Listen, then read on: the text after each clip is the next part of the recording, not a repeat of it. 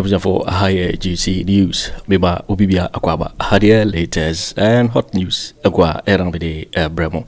Anuti so we subscribe to channel dia. Bomodia say obe subscribe. The obeyan say obe click the subscribe button. No. Na wabeli notification. We had a video fufrubia be upload no. When the first person was ebeka a video. Afi we na wa like video no. Give us a thumbs up na fi share ma wo fufro so na when you be here na ohun ensemo a ekoso ewo Ghana mema afi yemhwe ye ensemo aba betudwa yinti ye sankomo ye koso isa report ya aba betudwa mama yinti ye sa report say ye jimi enti na omo wiawia sika ni nyina wia akronfo sa no na omumma enyinya sika esisi hotels akese esisi restaurant akese edi abrochira akwane aba no omo kwaba no na omumma be ka kire ye no mo say muni no mo se no mo amobra because o papa ni mu kro no bo o maami ni mu kro no bo we introduce these new science taxes now they go ordinary Ghanaian so mu su krani ye ne mo complain krani ye ne mo na sika na mu lutu hwe enu a doctor case Ato Forson ka say these taxes omo introduce ye no tax refund account sika was e kwagum ye 29 billion no emu 16 billion ayira emu 16 million de omo chei omo me supply ya me supply de ye dey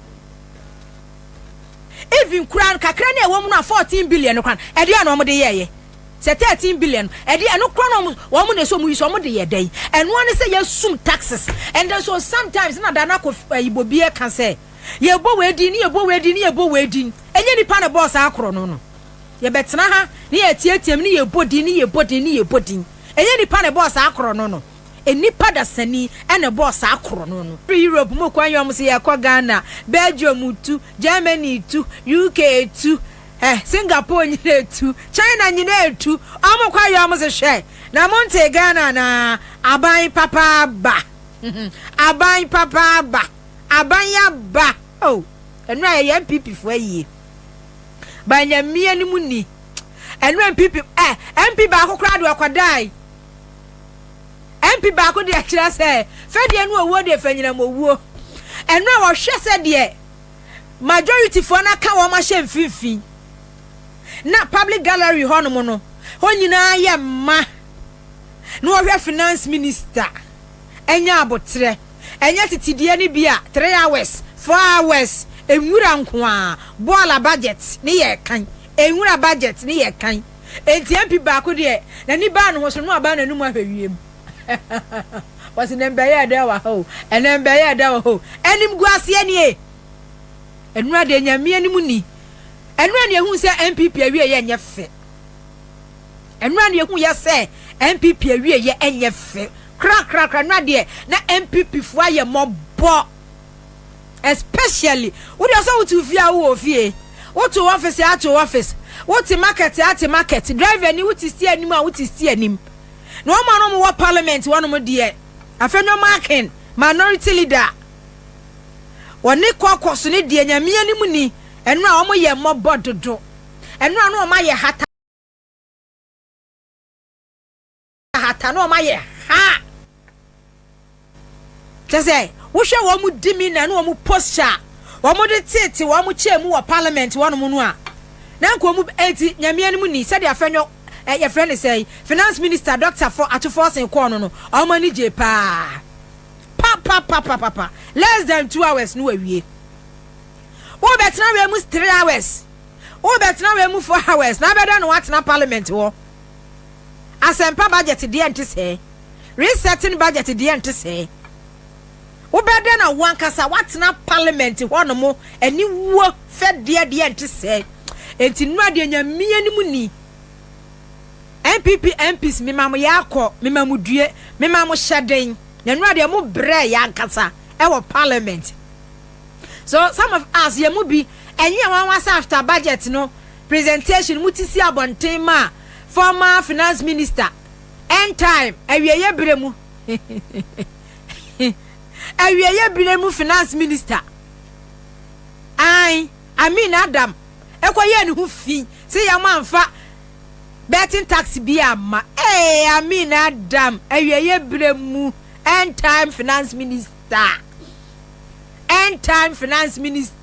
enu awugu hu animu asio betting fo ni nyana nkomo bo no end time finance minister omo mtwehwa betting ni nyana no akanwa no mo mbe no mo no ho ade ne my introduce my implement my ye betting tax my ye muji tumu wa parliament ho mu wi my implement Ghana Revenue Authority for Jere for Edia ye adwuma matiti bi even we did that a period na August na mu introduce ya say mu implement ye no there was a munya nyina mu de hu nsem tudwa de munya nyina mu de hu nsem tudwa na nwa we gina parliament ka kire say ya implement betting tax bia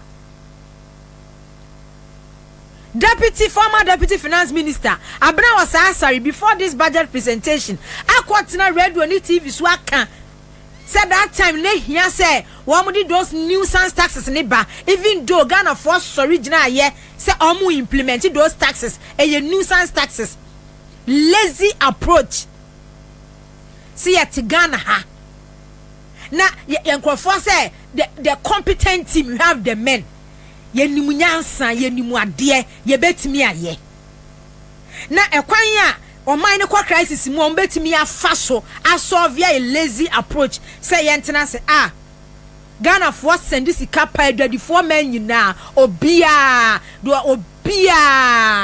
send this ka obi ba wo school mo be send this ka obi be send o ma miska kakran nkofo nya at the end of the month no eni obi na de bi opeso okọ bank premises ni obi na your friend is say 80 opeso yusu enti obetimi aye electronic transaction enti no pa yan fanto so lazy approach abanya won pebre abanya wa mobra abanya won dwunu nipa ho na watena se aka aso message 2000 Ghana cedis almost the hand to mouth abrabo enti enu be say 2 weeks ni de sika no ye tua ne kan no transfer ni nyina de abeto ni momo wallet so ne ya te started 1.5% ne ya te na ebegu ni fo jaze ekwan ye nya mie ni mu ni MPP abade Ghana fo afa so there so no wonder somebody mu agu ase what transfer sika no every wo bank account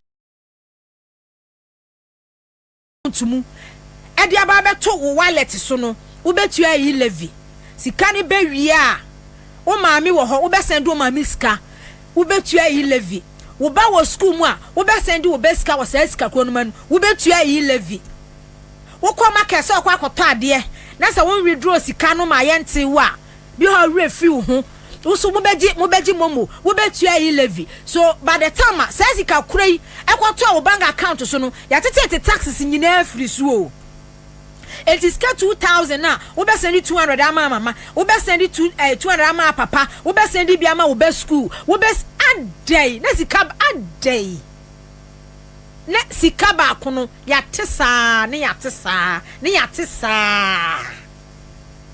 ni just say ya tisika ne sika ba kupe no 2000 at the end of the month no wo je ye no ya one for ATM ankwa withdraw so na mo kana digitalization but eniema ebe boost digitalization no na mo ankasa so kura no mo pamu nipa efiri ho mo ma system no kura no enya akono 80,000 Ghana cedis ya boss hu mo botua wo 2000 1500 hu mo botua wo no ya bank atete taxes ahodo bi de efiri mu no ebeba be transfer ya beto wallet so wo send we to we no wani mra wo so no na e11 kwasi ka ban na tie no na Ghana fo ka na eslo usu ka kire Ghana fo se eja ensem de ya tibi wo yasum wo Ghana ha se utimi nya 100 cedis e de send wo maame dia wo nya hiani eslo usu MPP opposition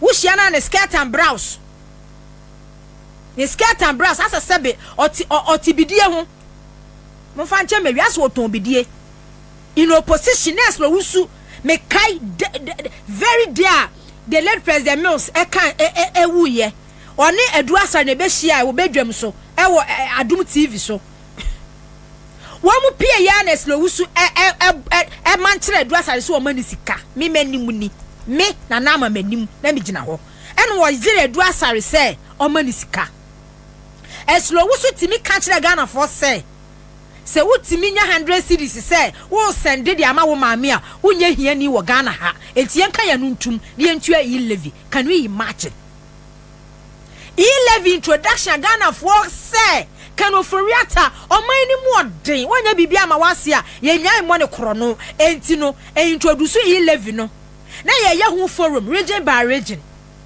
V8 to aso kokoforidua kwa Asante region ekwa takrade ekwa ha Sadia no mu ye nyina so no mu wesi taxpayers money o justify the entia e was so me introduce levy eno no mo sheda ye ho community engagement levy because Ghana for say sa bre 2022 na mo introduce levy no sa bre ne Ghana for ho kire ye ya bre mo policies ya mo introduce first year e de resi kan ye mu no e de ho kire ba those flip flop policies no eti introduce levy na mo ye regional engagement kire mu say Ghana for musu moja kwebe introduce levy adai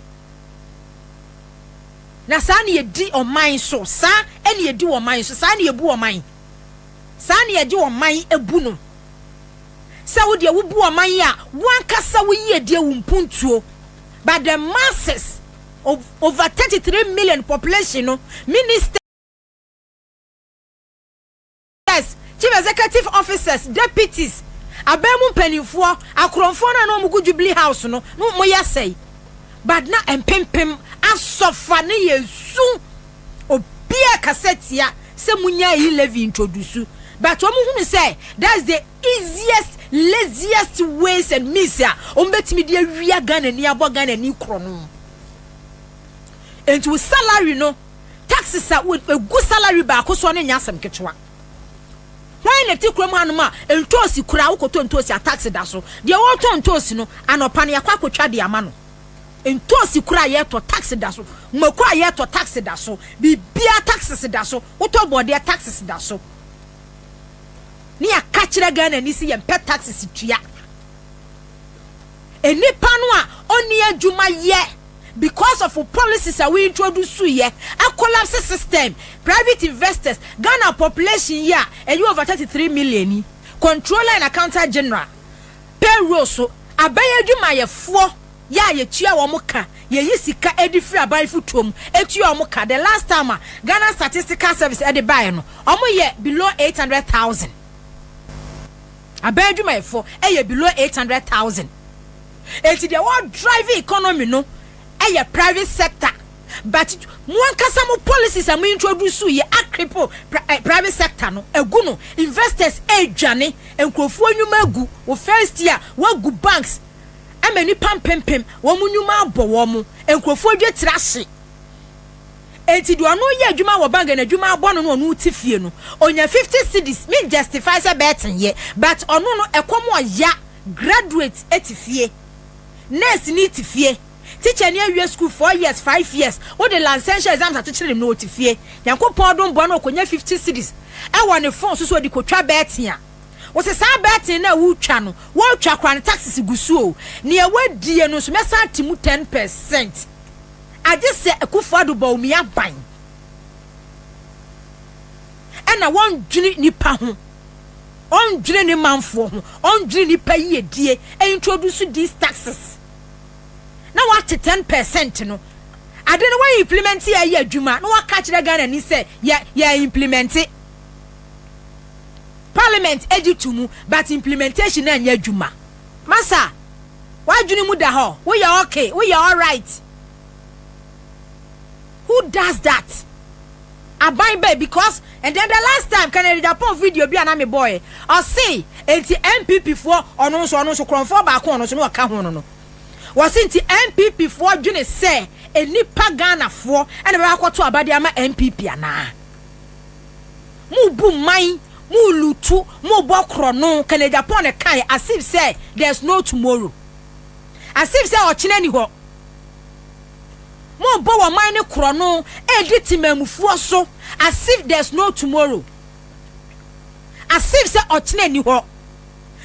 Because Kennedy Agyapong can say because NPP for our 1 million your friend say what's say 2 million votes our baby Kennedy Agyapong no muton ade mu omo 2 million votes our ho no mo dada also mo 2.1 million votes our ho no mo dada na say NPP for nim say nipa na to abade ma wo mu the same enipa no eno omo hwe kwan so be kwakoto abade ma wo mu a enka wo mu might sesebe emoa ayemoa no wo mu omo do omo kwa adidi ayemwa ena wo mo hwe wo mo so enti hwenra MPP fire mobo e wo Ghana ha sei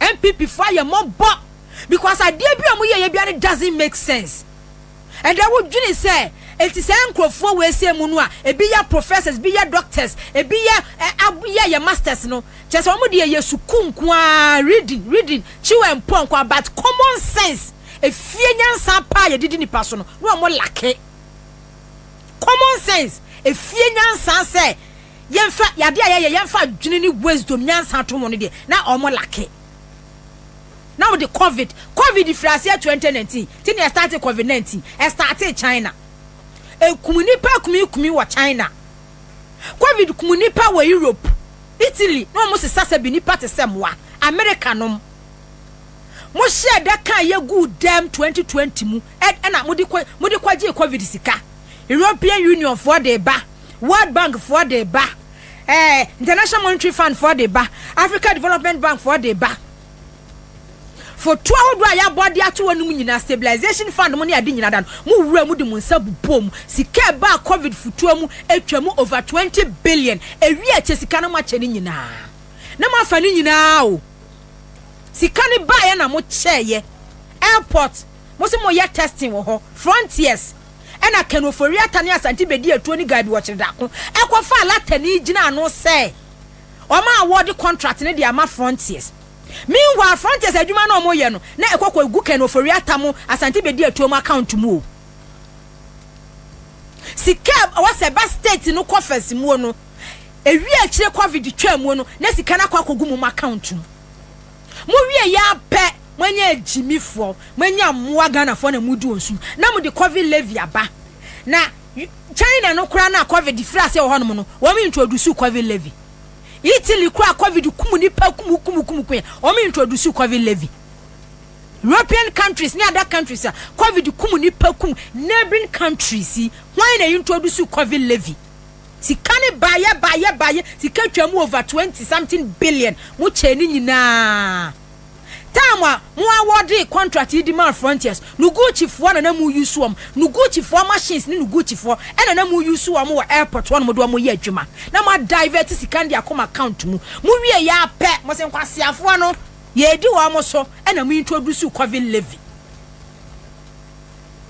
say ye jimi enti na mo wie sika ni nyina wie a akronfo sa no na omumma enyinya sika esisi hotels akese esisi restaurant akese edi abrochira akone aba no mo kwaba no na omumma be ka kire ye no mo se muni no mo se no mo amobra because o papa ni mu kro no bo o maami ni mu kro no bo we introduce these new science taxes now they go ordinary Ghanaian so mu su krani ye ne more mo complain krani ye ne more na sika na mu lutu hwe enu a Dr. Case Ato Forson ka said these taxes wo introduce ye no tax refund account sika was e kogum ye 29 billion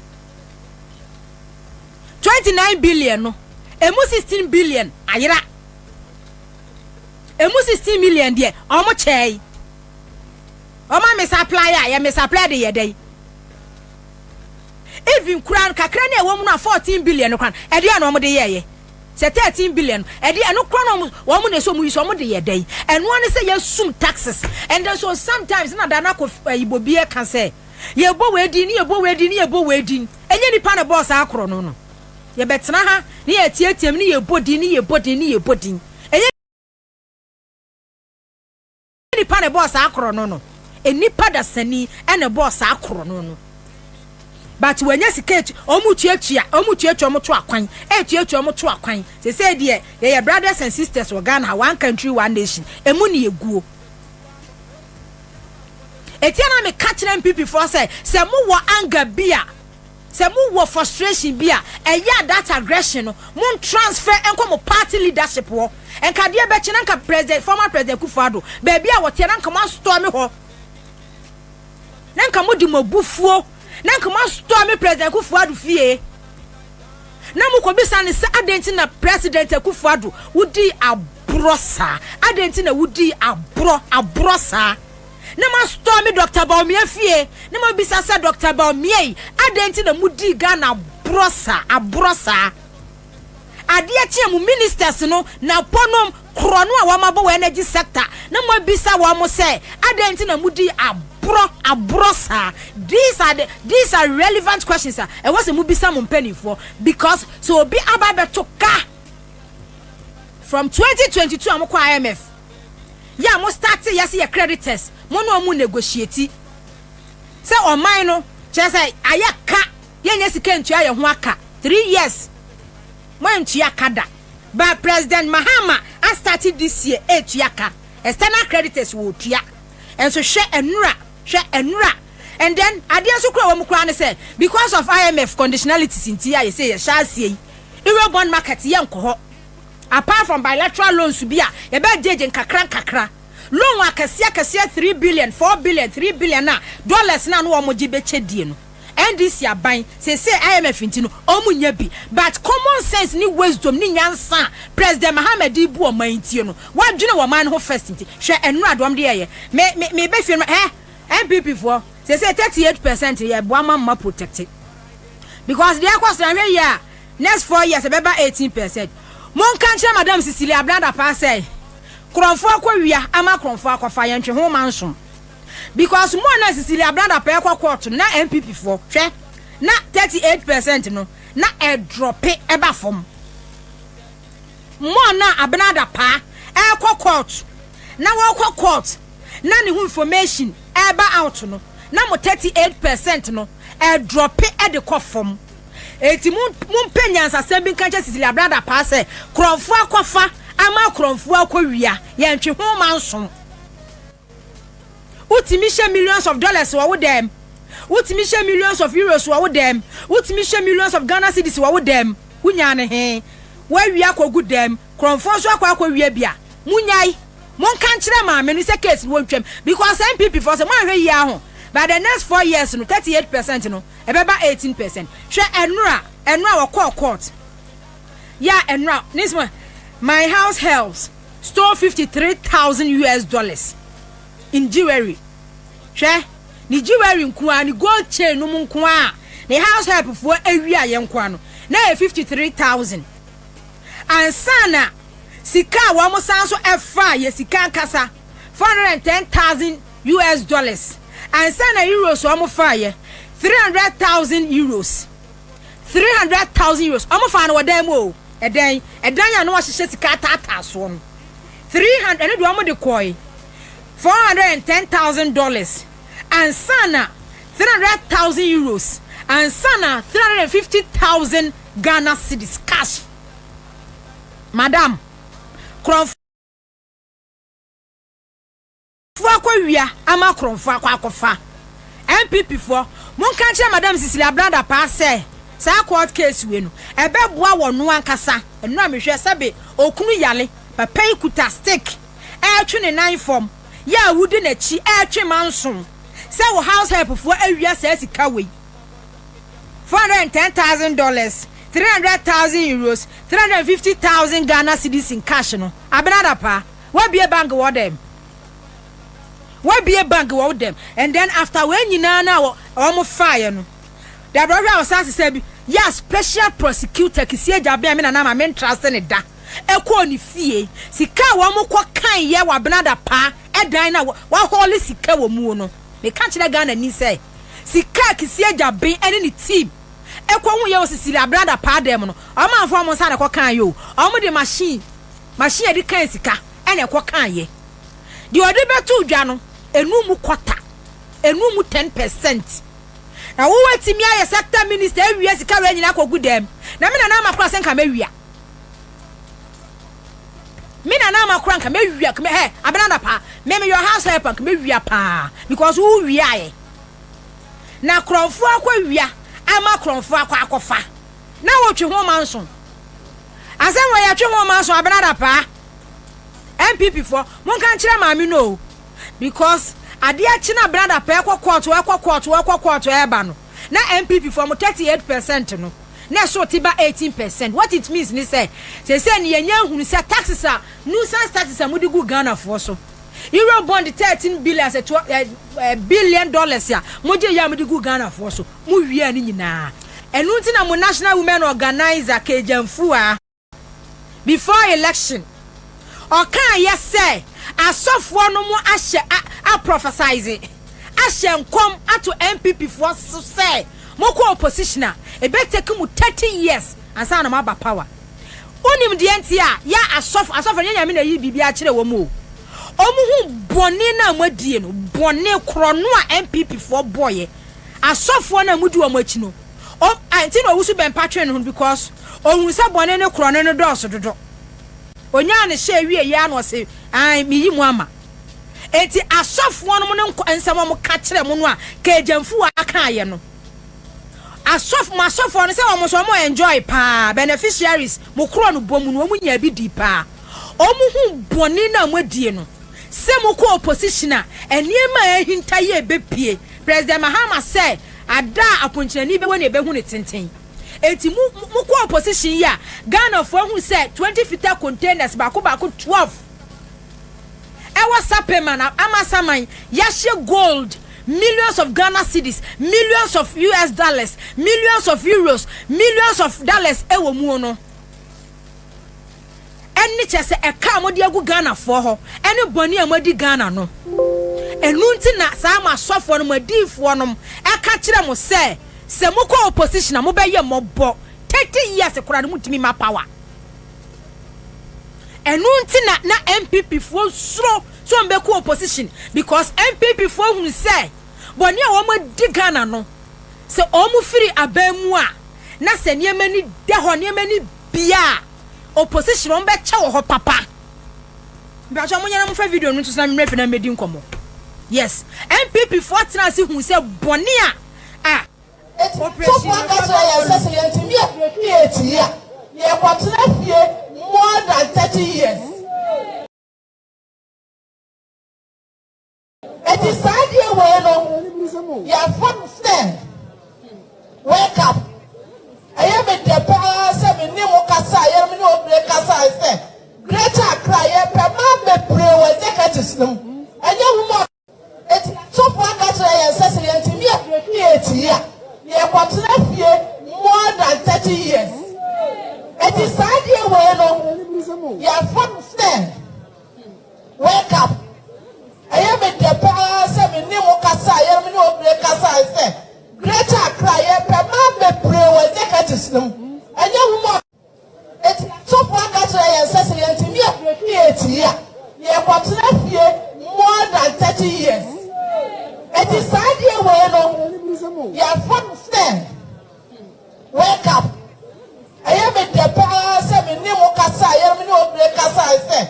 Greater cry, Pama, pray with Decades. And you more. It's so far that Cecilia to me you are more than 30 years. It is sad here where you are from stand. Wake up. I am a Dapa, 7 Nimokasa, I am no Mr. Speaker, we will provide a cedi equivalent of $279 million.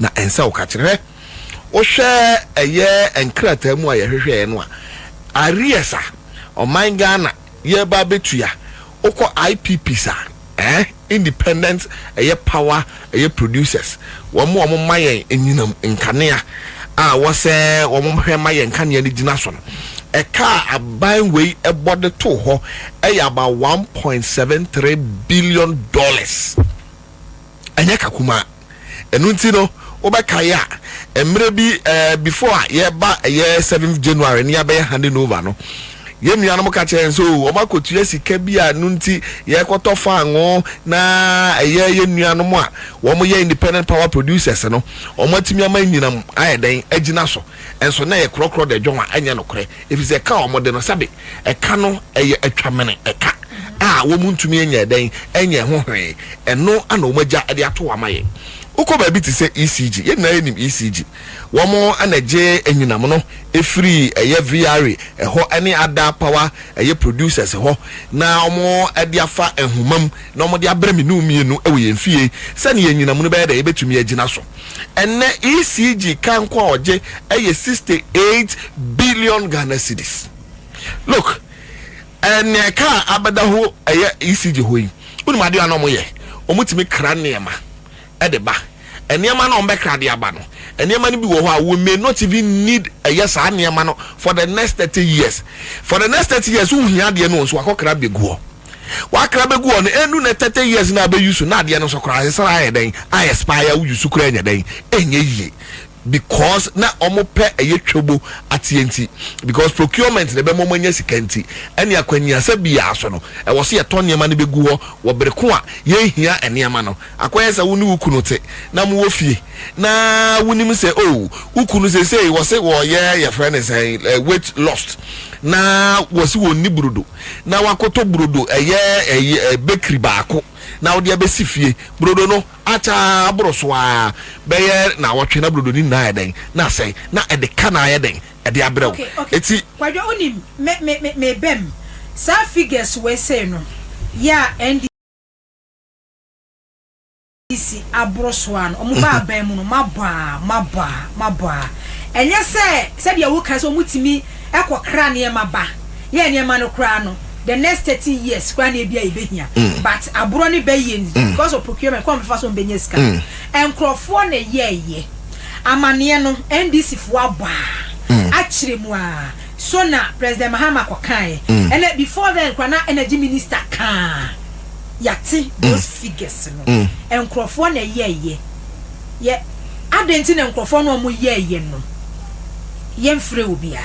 Oh, na se yebedi abanja bosumi eye mienu munia arambwa omampanyo ndramani Mahama se wati ora ema ora enkofo a sebe omadi boni na omakuruche nkrata no a ene afi na attorney general yaji na tumu a omadi akoma attorney general ena attorney general edi hwehwemu no ebekoso na wahwe nanne a wadi boni bia no emrane na yede edi nanso yentena se emfa yensan hye devru mefamu nkase ansa na attorney general ebe ye hwehwemu awie no yenye din ni enka ya no ntumu ho sabia wo se Ghana fo hunu ohawo a ye baba ye den e baba to ye na omo appreciate eniema no aye den ye no se yetena se ne yanka ho asem na Ghana fo ahunu no ma ahunu eye baby ayi o mafiri ni baby e de omo kwa then we are not a political party so enu ti na hu hia se e wo se ye kana Ghana fo to na se a mete se ye MPP ni bi eti radio so no ka se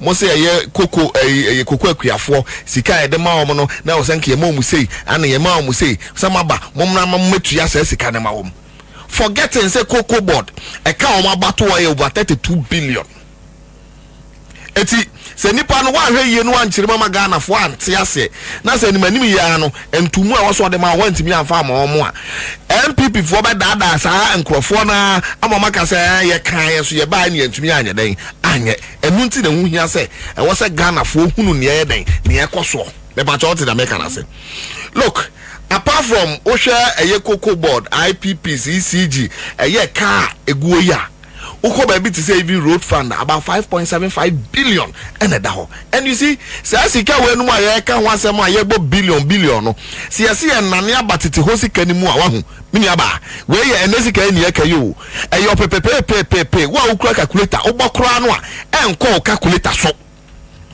and sasika ya ye kan see ye hyehyɛ agwa articulator mu a ni ahyehyɛ articulator no e de akɔ aha na eye yikura na ye ba hyehyɛ articulator sa from how to bolgatanga sasika na nkrofo yi e ka o maguragu ho no e wo say ye ba betua na ne ya ne say e ka ne bebre no a eye due for payment eye this year say e ka no mabɔ no tua e wosi etua principal ani nsi hu no e wo ho no e ka ne bebre no ano afi mu ana wo se ye den etua no enu nti e wo sa ban ne ko hwesika no de betua ye saa enema we ni na no ne ya ka de sa wie ni aba ora John Dramani Mahama de wo se ono no oye problem e ye solver even though ababeto e ka e wo ho but the cano ababeto no o ma e cano e meye akwansidi a e ma ne solve problems wa eye e wo omanim enu nti wo hyase se eye problems na e wo ho no obe solve no baako enu nti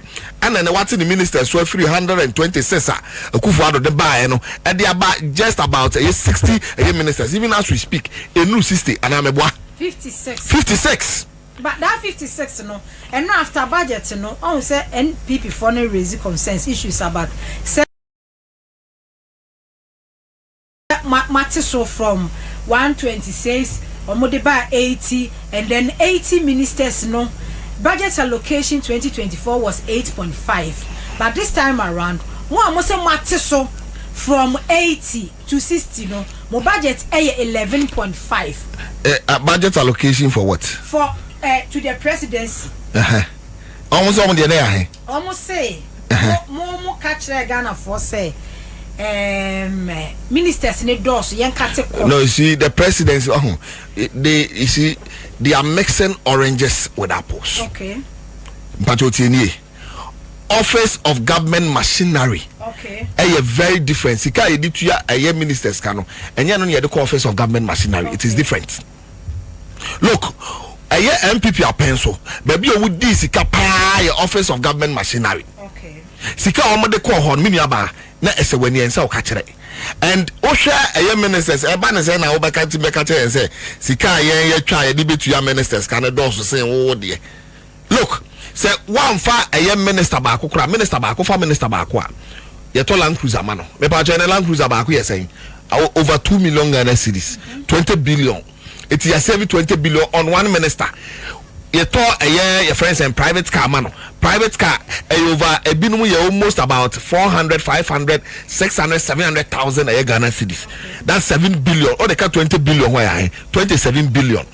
Your for kukumano, your man entertainment allowance, your man aketua almost about 30 to 40,000. A two back a car boom win yaba. A young minister baako pe a car ye born one ho a ye bosumi biano a kekako over 70 billion. So multiply 70 billion, multiply it by the number of ministers. I have to so 126 to 60. No, multiply it. A year 40 plus a year 260 a year 6 ministers and I have to free so 66 ministers. No, for 70 a year billion times 66 ministers. Oh, calculate abon yeti. Now who the savings are? Yadiama on my air Ghana.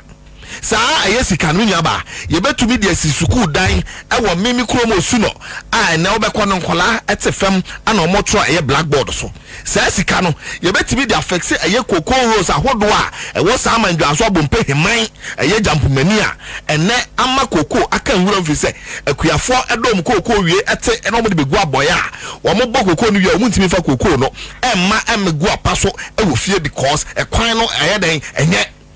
These are the savings Owura John Dramani Mahama watumi aya ye de beboa na ama Ghana for sabe ya setena ma hen it is obi aka sa asem na kire wa eya ko hura da sem no kura bi anim sin hu kase ne yoka na sabe eya tro na oye den wodi emi ni aba uye no so eto nche emi ni aba o hwe eye eniama bia ye ka se ye ba be ye eye taxes ahodo a ye ka se ye ba be ye den ye ba be tete so Shani Dikan, Yenianum MPP for, and Menano Mua Banyum, Yakachiro say, and the Mabuno Bassisa, and the Mabuno Ahom, and the Mabuno Sabe, Omu Yesukua, na a Juma Sam Ayadiamo, and Nuti Mabunu Bebrinuano, a dear Baku Amoyan and I say, Wamono say onya eye 10 cedi, onya 2 cedi, onya 1 cedi, onya 50 pesos. You will free be a friend bet, not the Akobusu no we track, no wetimi ide edibi. And I can tell you on authority say some of us were depending on bets. I want to yen dada duane ye den. Efre Enunti na end time finance minister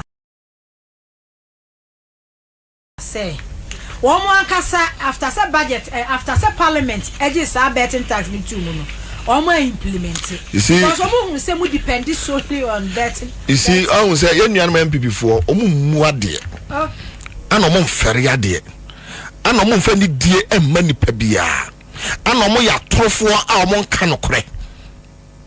I coach you for your friends and fantini by Ebese, who you coach ni just so you be out chantro. I don't know what the Ghana for them. I don't know what Ghana for sabe. A year ni omo ye wo power enuti ya twe o masomo no. Omo nsia bibinya den emfiri mu. Hwe mini aba. Hwade. We a city a news a room anameboa. Exactly online. GRA generate 50 million from betting tax. Target 60 million by the end of football season. We October set 2023. Eti se ayadea mose ma implement ya ban say na GRA e ka se omonya sika firi. Okay, enti eni abusuafo eni me camera ni mi en capture ni ye na mu hu se de ade ni sitie. Okay, enti camera no na a capture no Adam say omo introduce who read the excerpts now say the Domestic Tax Revenue Division of the Ghana Revenue Authority says it has generated 50 million from the recently implemented back tax within a month. The tax collector is optimistic that this amount will reach 60 million before the football season ends. Edward Jambra, the commissioner in charge of DTRD, expressed confidence that the tax authority will surpass its revenue target by the end of the year. It is a bit, I didn't have no can, right? Target no komu benya. Omo benya bro. Who you no so to nche ya tu mira ni achire si. We ano pay ya ana me ya dem me print sa a document we. Kojo dan kwa tie nie o. Me pa jo tie nie. U tie nie. Me ni about tie nie. Tie pa. Kojo dan kwa me make sure say endra em no mo yes ana me se me twa bet bi na me hwade. Na me try na nya me ncha de na me di ye. Enra wo twa. Me twa di ye. Okay. Tie nie. Me di wie no. Less withholding tax. Any 910 Ghana cedi. Ose be boa Ato Forson dance ni wa bruchi. Enra wan susu antwa. Ai, man susu antwa. Because me twa bi egrofo di o. Ma for di. Okay, so withdrawal request. Ka nipa benya 9,900. But less withholding tax. 10% on gross winnings. And see almost 910 Ghana cedis. Yes. Wow. 910 Ghana cedis. And the balance a car ye 8 memo. Yeah. I'm out for better time. So, some minister and our former minister Bekase Sabe, they never implemented the betting tax. No, all you question. Not on Kano correct. And I'm in fact, we need them. Men can't Kano correct. Me must not find to Krumu pen. Now it's on Kano correct. It's a nunti Osha and Ra. After the year, so friend is saying budget reading. No, I'm not because the TV3 for a fact check. And Osha TV3 fact check now. Any or say 2025 a budget presentation. We never implemented betting tax. Mohammed Amin Andam, former finance minister. Feedback from TV3 is that Ghana implemented 10% tax on betting and lottery winning on August 13th, 2024. Source Ghana Revenue Authority, GRA. Eti yenu anu wede asem no mo ka no. Sebe, why no more dada no? And you see, ama yenu anu mo investors no mubu afu. And my receiving cost not less than 57 a year cost from investors. You can investors and go. Chabet. Okay. You're from investors. I'm from who investors. It's who shame us all. We are Juma Bang or some investor. One so Chabet. Najuma no investing. Okay. Look. And you're the profit. Look, I brand here be your friend a year called Mickey. Unimno. Unim called Mickey. And I'm sure called Mickey. I want a bracket. Monsieur no whom ya no shas or damase. I'm in Tiasia. Kojo nyame nhyirawo kojo nyame ntum nkom na say ko da de asemwa unu de ntia na odamase de ntia na odamase na ne say o say kojo me ya a serious investor and apart from say me ya investor no oh yes I say me advertise it even betting companies a Ghana for the one mabunu no me ma mo odds a wo mutwa a bet ni bi na odds am de mabunu no empempi wo de ma wo ne aye de yedi wom wo de ma wo ne yedi wom eti ba bia ba ku mienu bi pe ana de be ma na wo mo so atimi aye den adi na o mu di wi a aban se oba bete 10% anyenye bia o mu di wo mo no aban e ma o mo tax bi so mfa nso mbotomu ana eti se na aban odwe wo mo ho aba ena aban a owo nsusuye pama Ghana mabunu ena aban a Ghana mabunu da na koma so na wa hwese obaboa ma Ghana mabunu se be o mo so manya ba bia gina no wa ba so oba be yi bet tax afiri ho a wa ba be gina ho on fere wani wu o se wo wa implement bet tax. They should be ashamed of themselves. Okay. Yo, for winning and someone about beto yepno so because so we can subscribe to channel idea abomodia say obe subscribe so say hadi latest and hot news nkwa na me de bremo afi we na our like video no give us a thumbs up na fi share ma ofoforo so na wenye bi hwe na wo hu and someone ekoso ewo Ghana memu hanom so betimi achere wadwen afaye and some we nyina ho ewo comment box mu weti minkabium in my next video. Thanks for watching. Like and share the video. You can also drop your comment. Please don't forget to subscribe. Click on the bell to turn on the notification.